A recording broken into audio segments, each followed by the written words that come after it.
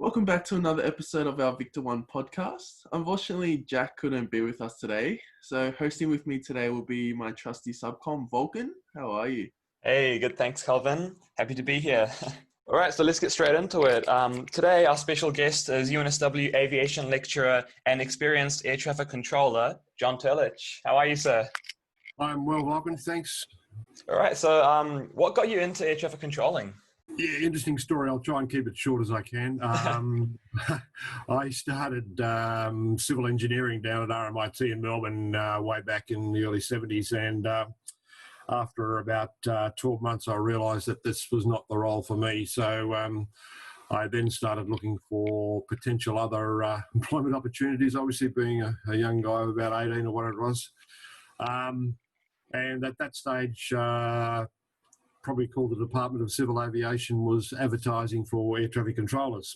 And I thought, well, that looks interesting. I might investigate further, which I subsequently did, and applied. And having some interest in aviation, I had originally intended to maybe apply for the Qantas Cadet Scheme, which was running at that stage, but due to some issues with asthma, which I had pretty badly at that stage, prevented me from doing so. Anyway, the story was I applied for it, and after about 6 months of various interviews, mostly online, one trip to Melbourne to front up to a panel, I was accepted, but at that stage was still too young because you cannot hold an air traffic controls license until you're 21. So I had to sit around for another 12 months until my age eligibility got rolled in, and subsequently started the training from there. So it was a long and lengthy process, but interesting process nevertheless the whole way. Sounds like a great journey. So obviously in terms of COVID happening quite recently, what's the future of air traffic controllers in terms of like numbers and the short? Is there a shortage in air traffic controllers here? I'll go back to your first bit with reference to COVID. Look, I think it's logical to state that COVID is not going to be around forever. Somebody somewhere at some time will come up, you would hope, with a vaccine, and once that occurs, then things will start to return to normal in more ways than one, obviously in aviation. In the interim period, though, obviously the need for air traffic controllers, I'm talking about those that are actually out there licensed and operating now, has obviously reduced. I would expect that most air traffic control agencies around the world are utilising leave entitlements by their staff and doing other things. Now, Air Services Australia, just as an instance of what the impact of COVID has had on one airport, and that's Sydney, which I'm obviously very familiar with. The nominal movements through that airport pre-COVID were in excess of 1,000 a day. Speaking to one of the guys during the last week, they're down to 180. So that's probably not an unsurprisingly significant reduction, which means that, as I said, the number of controllers actually on duty is required is less. However, air traffic controllers are, in general, and always have been as long as I've been in air traffic control, a short commodity. There has never been enough. And I noticed on the Air Services website now that they are still advertising for trainee air traffic controllers. So that gives you an indication that, and I would expect that most air traffic control agencies around the world haven't stopped recruiting and haven't stopped retraining, because they know that within 12 to 18 months, 2 years, whatever, that things will start to get back to normal. They can't afford to lose staff. So there's no air traffic control agency in the world that I would be aware of that has sort of stood down air traffic controllers. They would be utilising them in other areas. So from that aspect, and the air traffic control training takes a minimum of 2 years. So the time frame required to get staff that are usable, so to speak, is a long lead-in time. And that's excluding the selection process. So it's a 2.5 to 3 year process before you get an actual product after going through a selection process. So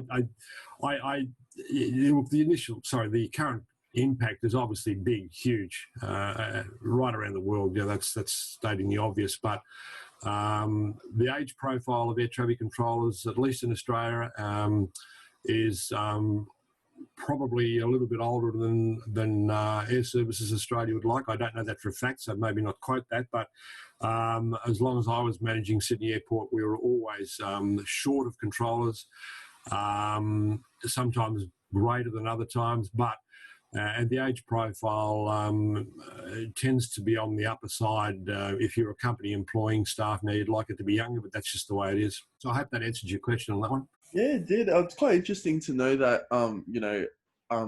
they're still recruiting, which is a great thing for our industry, because I know obviously just yesterday Qantas decided to slash jobs, and obviously a lot of airlines are going bust. So it's cool hearing that ATC is still recruiting. Yeah, the additional driver for Air Services Australia is that they're currently going through the process of preparing for the final operational implementation of their new air traffic services system called OneSky, and that's commenced technically in some areas, but from an air traffic control point of view, to switch from the current system to the new system, which will start in around about 2 years and be ongoing for some time, probably a couple of years it'll take to get it right in or bedded in, is they need a bow wave of controllers. Obviously to take people off their current roles and train them on the new system requires replacement staff to do the roles that the trainee controllers are doing. So they do need a bow wave of some staff. And I would suggest, without having spoken to them, that that's one of the reasons why they are still recruiting. Yeah, sounds good.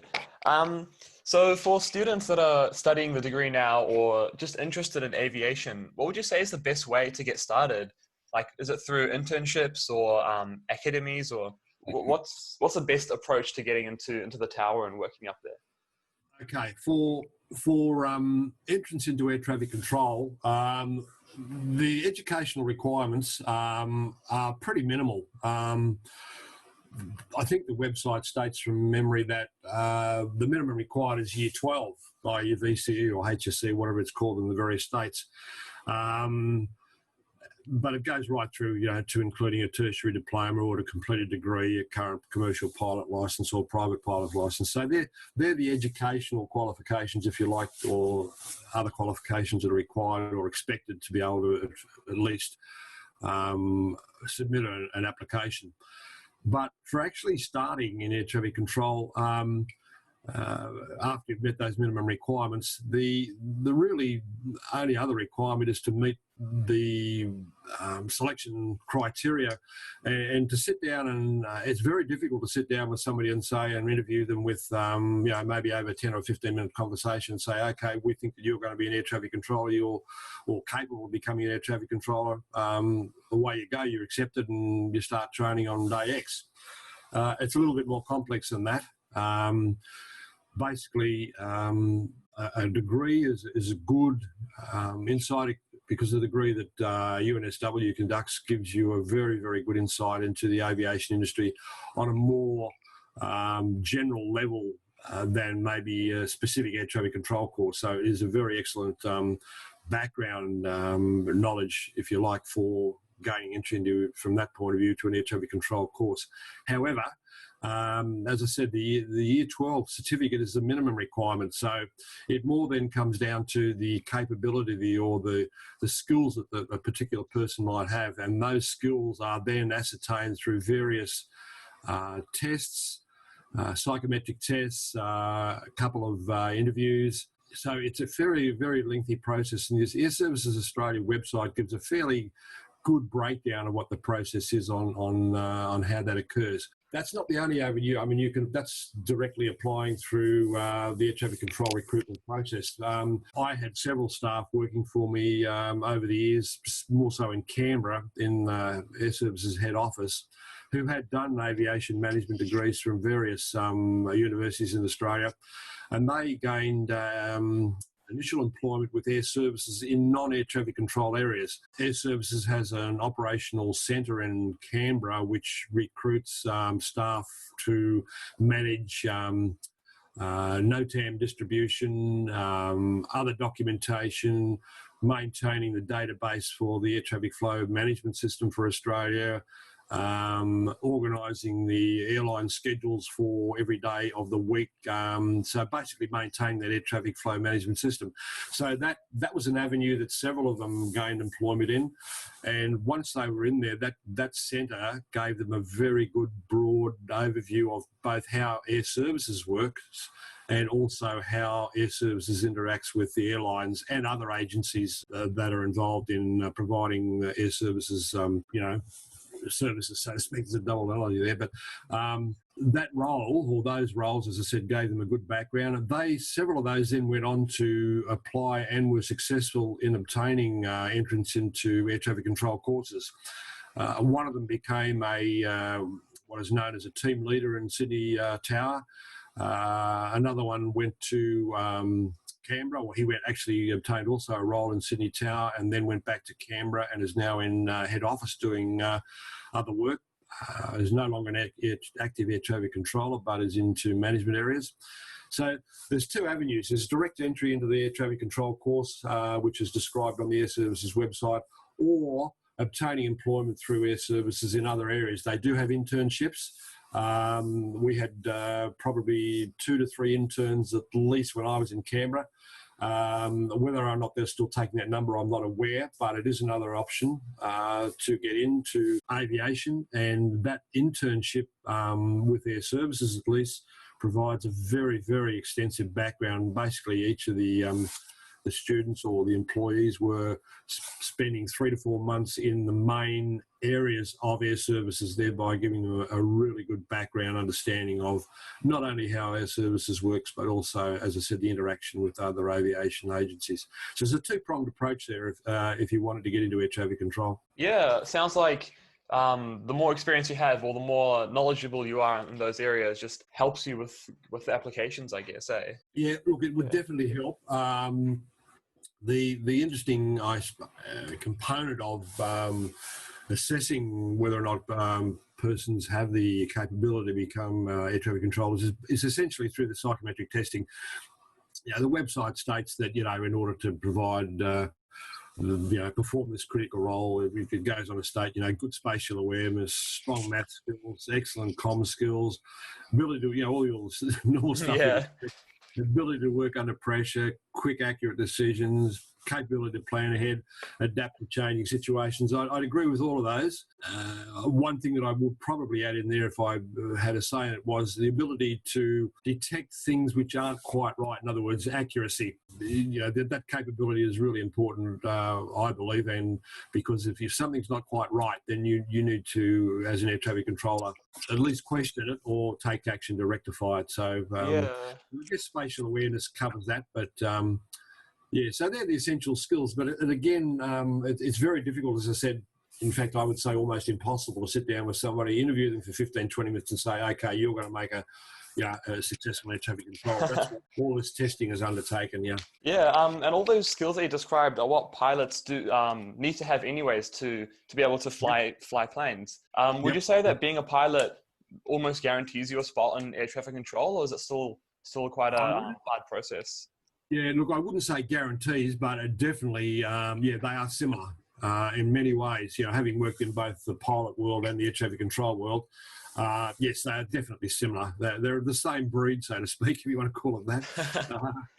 So, very similar in skills and competencies, etc. So, yes, obviously there's no guarantee in anything, but obviously being a pilot of some descriptor or having that background and demonstrated the capability, obviously, to fly an aircraft is a big step towards gaining interest to air traffic control. Yeah, that's actually quite interesting. Because you previously mentioned that is it a requirement to have your CPL or any of those licenses below that? No, it's not a requirement. I never certainly had any license of any descriptor. I had year 12 because I'd started a uni course. And in fact, out of the 20, trying to think back to my course, out of the 30 guys that were on, there was no girls at that stage. But of the 30 guys, I think probably 60 to 70% of them had done the same thing that I had. In other words, they'd started a university degree and didn't like it and were looking for something different. We did have several pilots But no, there's no absolute requirement to have a pilot license of any descript. As I said, the minimum requirement is a Year 12 certificate, which is probably, as I said, what 70% of my course had. Now, that's going back a long way, mind you. So knowing that it's only the requirement of just a Year 12 graduation, in terms of the salary, would you say the salary is quite comfortable? What does it look like? Always a good question, and a very relevant one, obviously. Look, the salaries of air traffic controllers are classed in the upper, for salaried employees, they are classed in, I think, the top 10%. Okay? Now, that doesn't mean you're going to get to the top 10% in the first 2 to 3 years, but the pay is what I would call good, into the upper range. Just for instance, when you train as an air traffic controller, in other words, if you were to be accepted as an air traffic controller, whilst you're training, you're getting anywhere between $50,000 to $53,000 or $4,000 a year. Okay, so that's just for training. So they pay you while you're training. There's other allowances on top of that, but that's the basic salary. So that would be your salary for a couple of years. Once you get out of the field, in other words, you will leave the college or the training institution with a diploma. You still don't have a license, but you get a diploma. Then you go out into the field, and that's where the money starts to go up a bit. As a field trainee, it then rises to around about 80,000 from memory. So you still don't have a license, but you're still getting paid a reasonable salary for not being an air traffic controller. Once you obtain a license, then it jumps to over 100,000.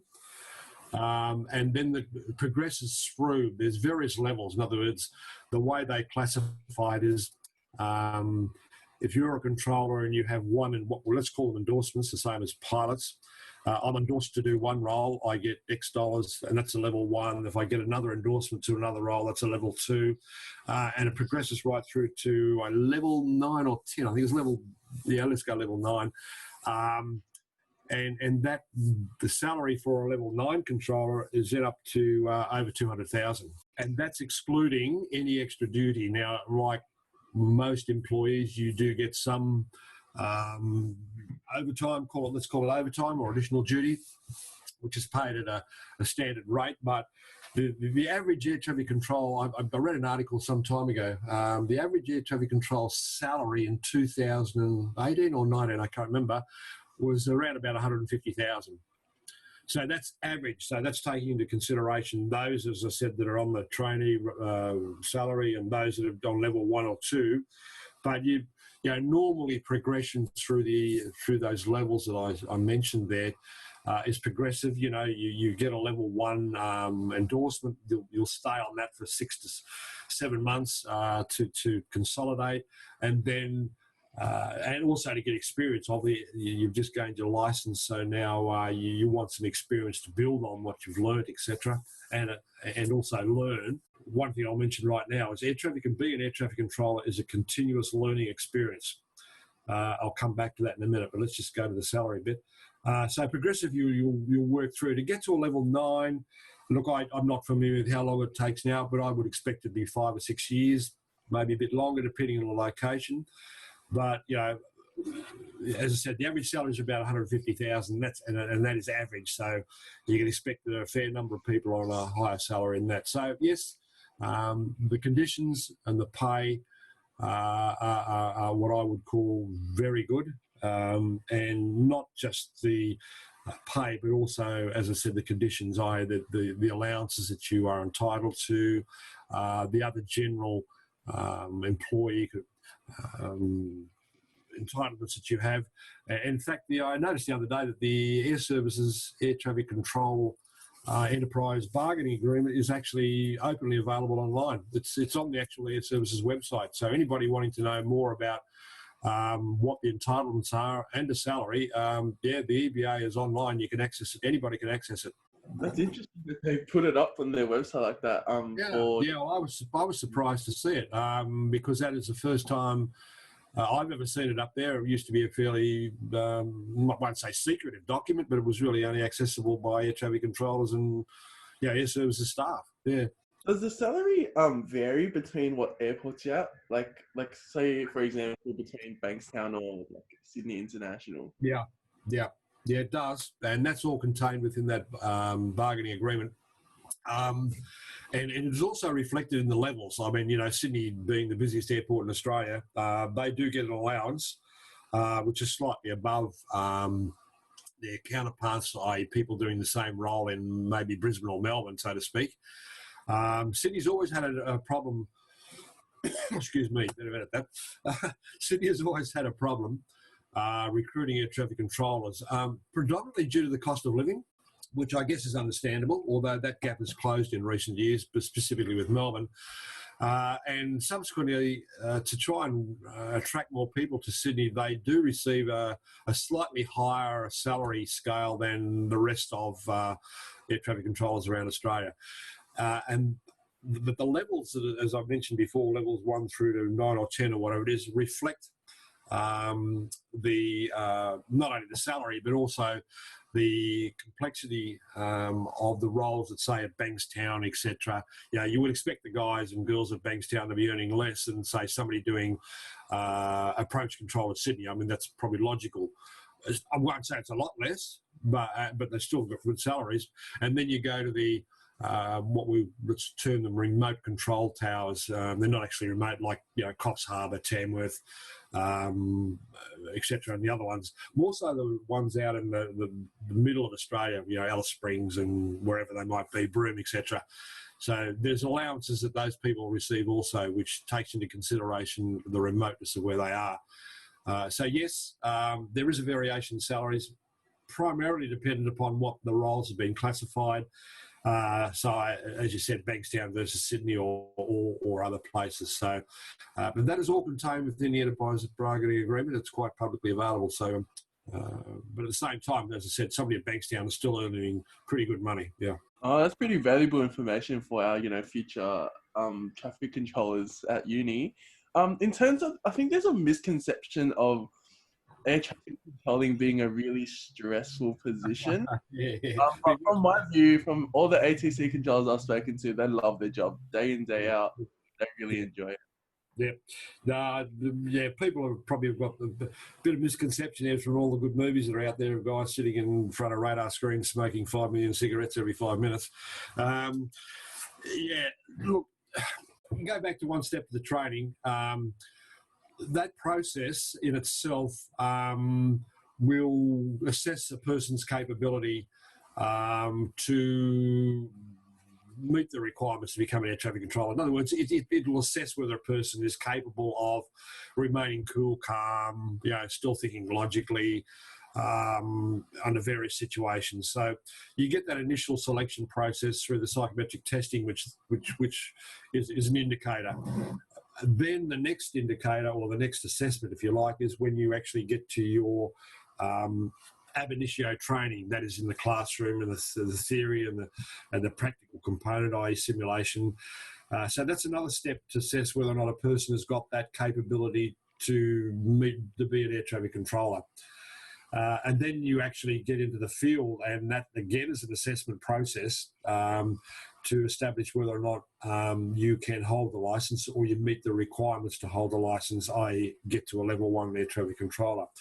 Post that, all air traffic controllers are then subject to a continuous, almost identical to pilots, a continuous assessment process. In other words, I'll have somebody sitting behind them or with them whilst they're doing the role to assess their performance.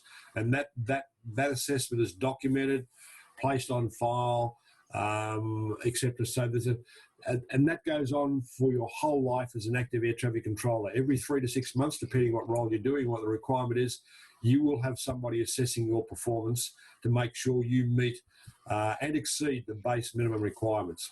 So if you go back through all that whole process, people who get out of the college initially are obviously being assessed as people who are not subject to any sort of stress. Now, every role, it doesn't matter what job you do in life, has some sort of stress component, and people react to that in different ways. Being a teacher is stressful. So you get the gist of what I'm saying. But the whole process of selection and then training and then continuous assessment of an air traffic controller ensures that the person is capable of meeting the minimum requirements and therefore is not subject to being stressed out or anything like that. So it's a very systemic approach and has to be so for the safety issues, etc. So no, look, I think I can't remember, Volkan, whether I mentioned it to you previously. When I managed various roles in Sydney Airport, including the tower, the radar centre, and other areas for a period of about 10 years in Sydney, and the number of controllers that I had going through as a management, probably, I don't know, I would have dealt with 400 to 500 controllers over those 10 years. And, I'd be scratching my head to find maybe one, maybe two out of that whole period where I may have had to take some action because the person wasn't coping well with the role. So, it's a very minimal percentage. And I think the percentage of people that are suffering from any stress in air traffic control will be way, way, way, way below if you like the general stress levels out there in the big wide world and other roles. Yeah, that's very good to hear. I guess that answers a lot of questions for people on like the fence with becoming ATC. As I said, there is a huge misconception being like a really stressful position. Nah, look, your comment there also initially about controllers loving their job. Look, I haven't met a controller ever who hates his job. It's a challenge one, obviously, but and you have to love it to do it. But as I said, the people are there because they'd made it and they wanted to be an air traffic controller. I guess one of the most gratifying things about being an air traffic controller, and whether it's in the tower, looking out the window, or sitting in front of a radar screen, is that the job is never the same. Yeah, sure, there's the same things that happen every day. Qantas one goes to Singapore used to, it's not at the moment, but and Qantas flight XXX will go Sydney, Melbourne every day at the same time. But the way the aircraft mix every day is different. There is no 2 days the same. And then those other factors that are that affect that, evolution, not evolution, but the movement of aircraft is, you've got weather or facilities, etc. So when you get all those input factors of no aircraft doing exactly the same thing every day, that means your role, the things that you're actually doing as an air traffic controller are also changed every day. So, and I guess that's what makes it one of the most gratifying jobs around, in that you're not doing the same thing every day. Whilst people might say you are, you're separating aircraft, but those aircraft that you're separating are in a different situation every day. So that's where the enjoyment and the gratification comes from. Right. Earlier you were talking about the endorsements to make your way up in your career of ATC. Can you just quickly talk about how hard those endorsements are to get, and like how you might pursue them to get yourself up in your career? Yeah, look, the level one, first of all, generally air services will place you where they need staff. And most, all air traffic control agencies will do that, okay? So you will get an option depending on where, what requirements there are, i.e. they need controllers in Brisbane or Melbourne or Sydney or Perth or wherever it be. You will get an option to say, hey, look, I'd like to return to Perth, if that's where you're from, or, I'd like to go back to Sydney, but wherever it is. But that may not always be available, as I said, because the employer obviously has the right to send you where they need staff. But you also get the option of selecting which area you want to become an air traffic controller. And let me clarify that. And there are three basic areas of air traffic control, 3 operational areas. There's the most obvious one, which is control tower environment. You've then got the what is called the en route environment, which is essentially managing and separating aircraft in the cruise phase. That's why it's called en route control. And then you've got what is called the terminal control units, which is the radar centre which controls aircraft in close proximity, anywhere between 30 and 50 miles from a major airport. So you've got, and that's called terminal control area. So you've got 3 basic operational areas. you do get an option as to which one you'd like to go into.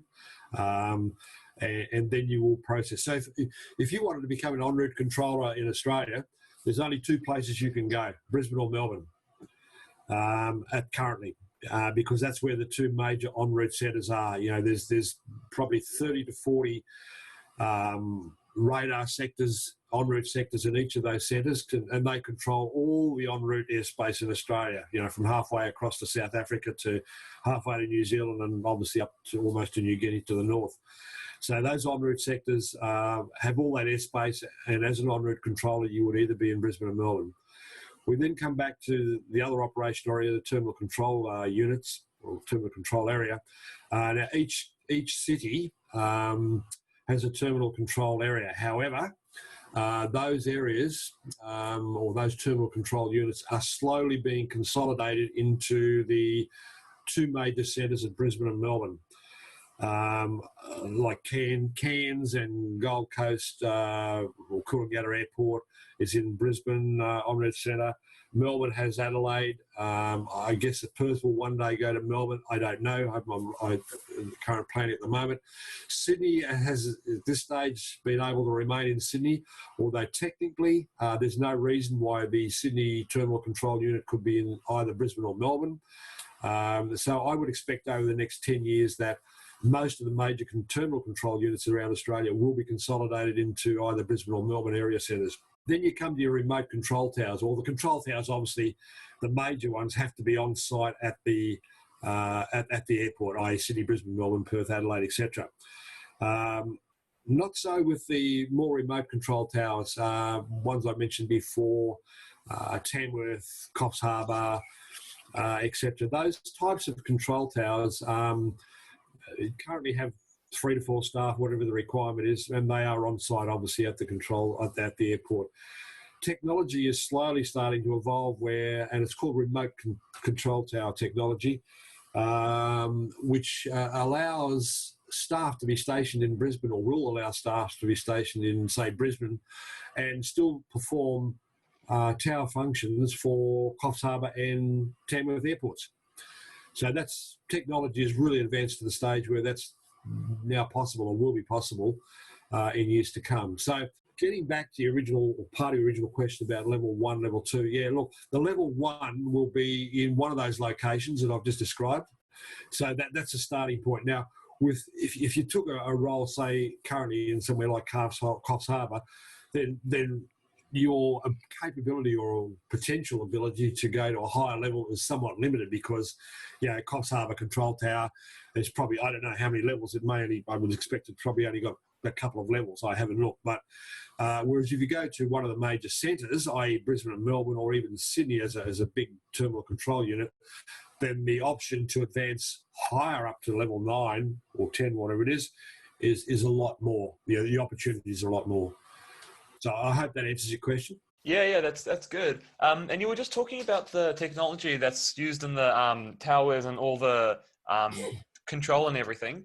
What does the future of ATC look like in Australia and more so globally? Like, will there be more automation and like more about the One Sky program? Yeah, look, no question on that. The amount of technology that's coming online, especially in the last 10 years, is just mind-blowing. If we just go back to this remote tower technology, look, it's already being trialled and tested and I think, in fact, used. Auckland Airport uses it to some degree. I can't see it ever replacing major towers, which is Sydney, Brisbane, Melbourne, Perth, etc. I don't think the technology will ever become that advanced where you can do away with actual controllers being on site. Maybe proven wrong, maybe in 23 years, but not in the near foreseeable future. With respect to other automation, yeah, absolutely. The new One Sky system has so much automation in it that it's just done, it's mind-blowing. The current air traffic control system that Australia has was one of the most advanced when it was implemented in 2000 or 2001. It was way out there. Much better than anything I've ever seen, and I've travelled a fair bit to other air traffic control centres around the world, both in Europe and in the States. And the Australian air traffic control system, from an automation and technology point of view, has from my assessment, has been way ahead of anything I've ever seen. and that'll then go one step further with One Sky. With reference to automation, again, Volkan, I can't remember whether I mentioned to you, but when I was doing active air traffic control, we're talking 25 years ago now, the technology in supporting you in doing the role was very minimal. It was a basic radar screen. There was no symbols on the aircraft. We had to place little, what we called shrimp boats on the aircraft to track them around the screen. You'd actually stick it to the screen and write the call sign of the aircraft or the flight number on there, and then move it around the screen physically with your hands to track the aircraft. I mean, that was pretty basic stuff. These days, as an air traffic controller sitting in front of a screen, I've got more information on every aircraft, automatically displayed, the flight number, the call sign, the altitude, the speed it's flying at, whether it's climbing or descending, where it's going to, aircraft type, and there's more information I can select by just clicking like you do on your laptop or your PC, just clicking on the aircraft, and it'll bring up more information. The actual current radar system itself has a capability of, or has several inbuilt alert warnings, etc. If I, as an air traffic controller, clear an aircraft from point A to B at a certain flight level or altitude and direct route, when I put that into the computer then puts the parameters around that flight, and if that aircraft deviates off any of the instructions that I've given it, the system alarms. So and then you've got minimum altitude warnings. If an aircraft gets close to lower safe altitude, the system alerts. If I've got a potential conflict, it alerts me in advance of the potential conflict. And the new system, One Sky, will even take that further to be able to predict 30 to 40 to 50, 60 minutes out for en route controllers of potential conflicts. If I wanted to change an aircraft's track, if I did this, what's going to happen? In other words, it's going to tell me 30, 40, 50 minutes down in time, I will have a potential conflict if I move this aircraft right now.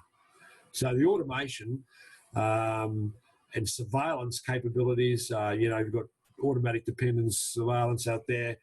Traditionally, air traffic control surveillance has been provided by ground radar-based stations. Obviously, they have limitations, line of sight, they cannot see beyond the horizon. ADS-B has now given air traffic control to see every aircraft, doesn't matter where it is and what altitude it is at. And therefore, that allows them to manage more aircraft safely. That system itself has inbuilt alarms. So, automation is just expanding. Every time you look at something or go and look at a new procedure, it's now been supported by some form of automation, which is making the whole environment, aviation environment, a lot safer and more efficient too. Right, so you're saying that with all this new technology compared to 20, 30, 40 years ago, it's a lot safer to be in the sky and flying. Yeah, absolutely. Yeah, absolutely.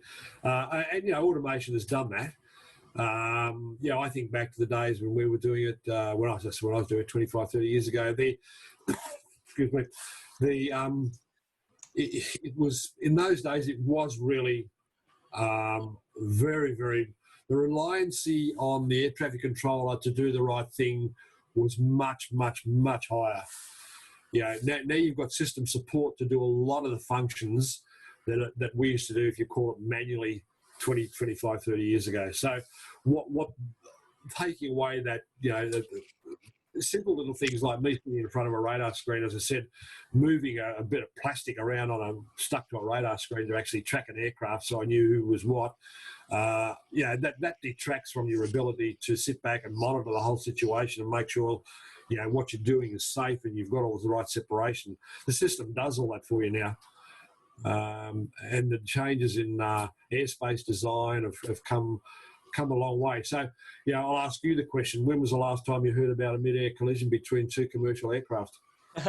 True. You don't really hear about that much anymore. No, it hasn't been one. I'd have to really scratch my head to think back. Yeah. When the last one was. It's been a long, long time, and that's predominantly people haven't changed. The training in air traffic control will probably have improved. but the systems have, tremendously improved to enhance safety. Not only just ATC radar systems, but the systems that are in aircraft, it's just there's so much backup now that the odds are, if you were to do the calculation, would be way lower than what they were 20, 30 years ago. Yeah, for sure. Just to refer back to your, all the technology advancements across the whole world. If you're a traffic controller in Australia, is it hard to, go to another country and do the same duties? Short answer to that is no. When you obtain an air traffic controller's license to do that, ICAO requires training to be. I'll go back one. As a member of ICAO, each state is responsible for training their air traffic controllers to a standard which is documented. It's in ICAO documentation. Okay, so there's a standard training regime which every country in the world is required to train their air traffic controllers to. And when you get a license as an air traffic controller, it's actually, it's not stamped ICAO, it'll be stamped with, I've still got mine somewhere, but it's from the country that's issued it. But because that country is a member of ICAO, and there ain't too many that are not members of ICAO, just about, everybody is, or anybody that's got any sort of an aviation industry, it means I've, in effect, got an ICAO air traffic control license by default, which is then usable anywhere in the world. What you would need to do though is if I had many staff when I was at Sydney during that 10-year period between 1990 and 2000. Took jobs in other places around the world. I knocked a job back in Hong Kong. I knocked a job back in Oman. I think I'm now talking, probably more than 20 years ago. But I lost. When I say lost, when I was managing the terminal control unit, I think the roster at that stage was about, let's say, 40 controllers. I was going to lose 10 controllers took jobs in Hong Kong. That was somewhere in the 90s. There's a couple of guys in Sydney that have just returned back from Dubai, at least two. There's a couple of American controllers that have come over here. We still do have in Sydney at least 2 or 3 Swedish controllers. A couple of Kiwis, actually. Probably a couple of Kiwis, probably more than that. Love that. Look, the short answer to your question is yes, there are other opportunities out there. Some of them pay quite well. Excuse me. And some of them pay you very well, and more so than way above the 200,000, whatever I've stated before for air traffic controller in Australia. But that's because of the conditions. Like if you go to Dubai, you're going to get more than that. But if you haven't been to Dubai, the conditions that you're required to live under are somewhat restrictive. You probably live in a compound, etc., like most of the expats that do over there. The money is good, but maybe the living conditions for 2 or 3 years mightn't be as comfortable. Well, they'll be comfortable, no question, but your ability to do whatever is restricted a little bit. So, some of the guys have done that. They've gone over there for 3 or 4 years to Dubai or other places, Hong Kong, been over there for 5, 6, 7, 8 years, come back, they've made their money on top of whatever they would have made here and come back very financially very comfortable. Yes, there are opportunities there. It's just a matter of, again, keeping an eye out for what countries are advertising. But the most common areas for Australian controllers have gone to have been the Middle East and Hong Kong, and Malaysia too. Right, just before we finish off, I just want to ask one last question. So you've been in this industry for quite a long time and you've had a lot of experience. What would you say is probably your best memory, or if you've got any cool stories that you want to share about some emergency procedures that you handled well or anything like that? Yeah.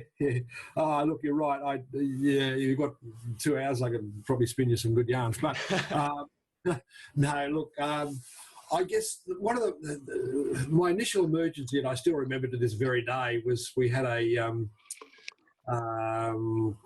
military aircraft proceeding from Adelaide to Williamtown, and it was what were the fighters pre the F-18s, the single, I can't remember the name of the aircraft now, but it was the Australian fighter pre the F-18. No, I've lost it. But anyway, this aircraft, single-engine jet, high-performance fighter aircraft. Anyway, it was transiting, as I said, from Adelaide across to Williamtown, returning to its home base. Mirage. Sorry, I'm just going back to me. It was a Mirage.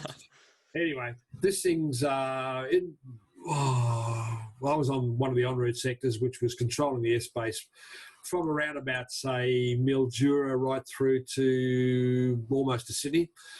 And not much happening, and I'm sitting there sort of not twiddling my thumbs, but just looking what's going on. And all of a sudden, this Mirage calls Mayday. Lost its engine. Well, those things fly like a brick without an engine. So it was going down at a rapid rate of knots. And then to top it off, he advised me, I've got a live bomb on board. I went, what?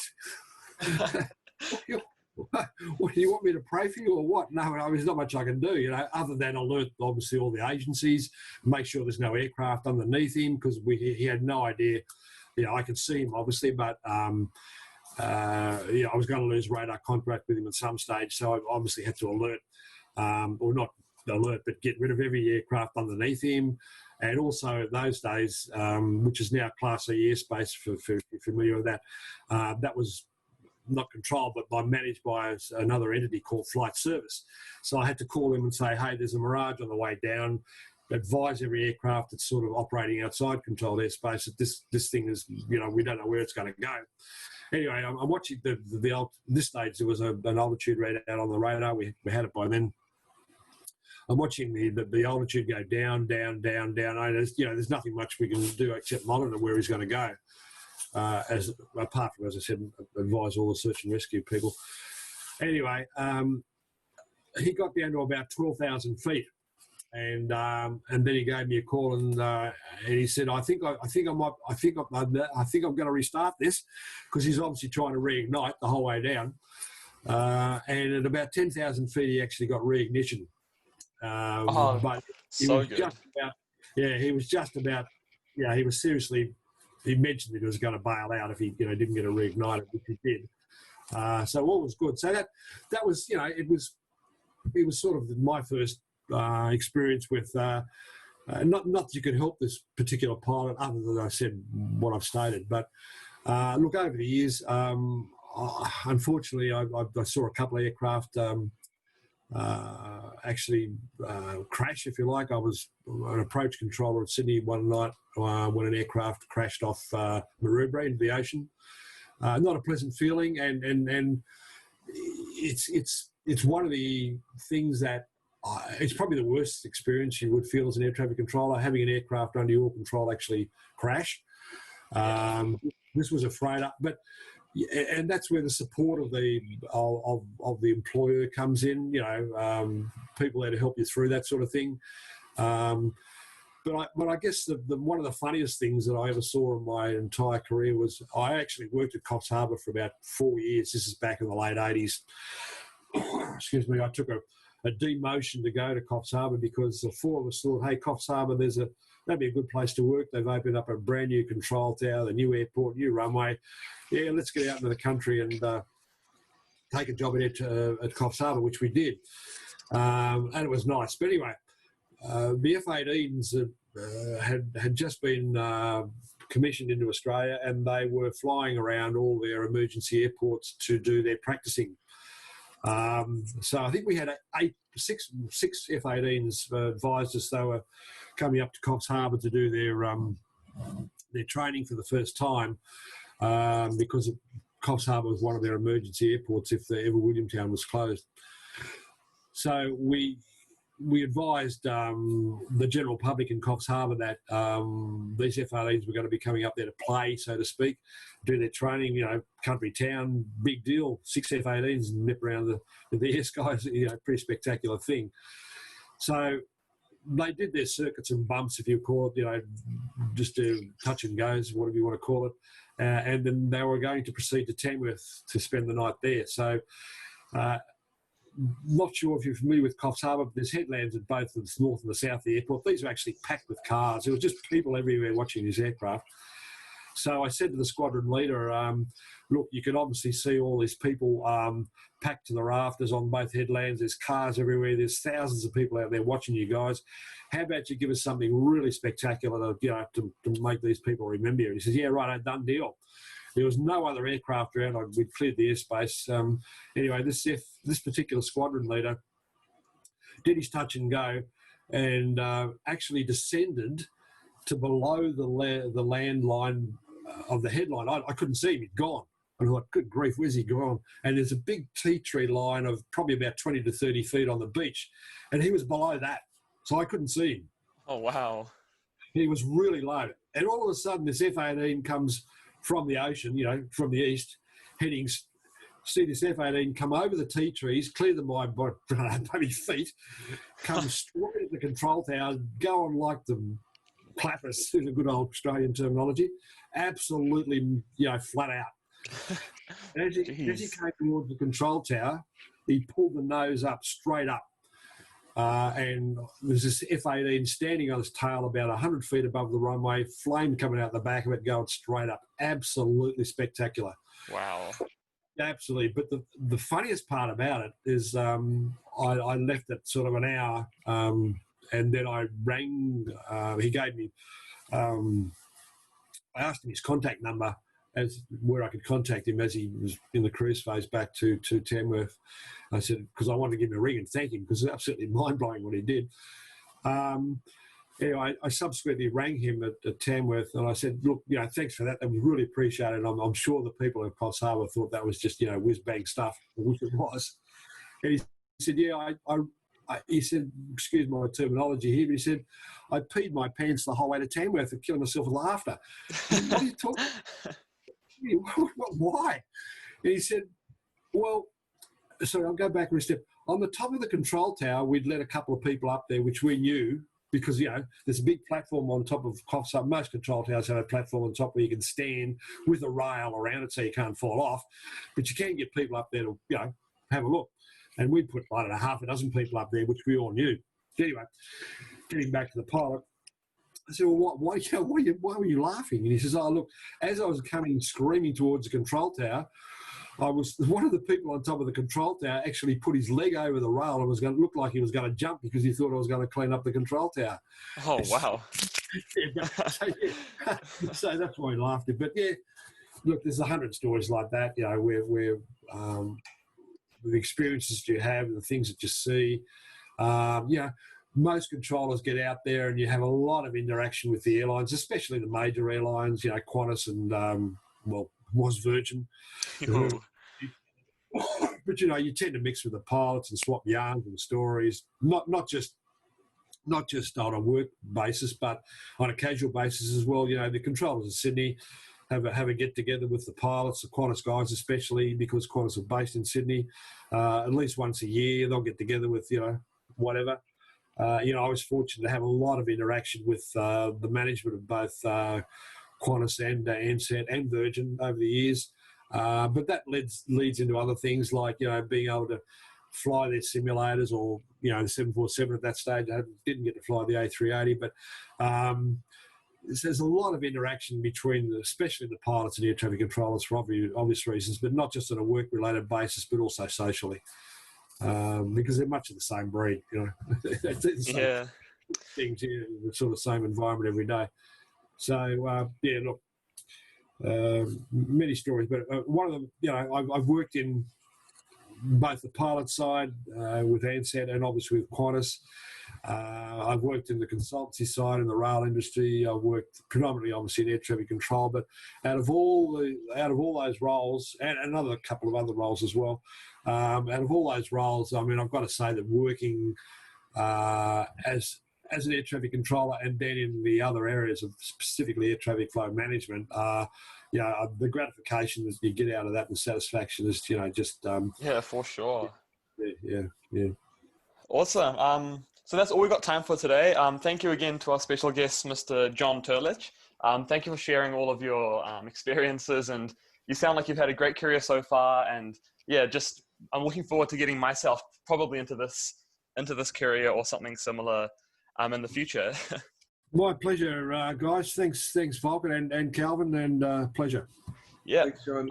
So that's the end of our podcast today. Be sure to follow us on Facebook and Instagram. Just search UNSW Aviation Society. And yeah, that's a wrap.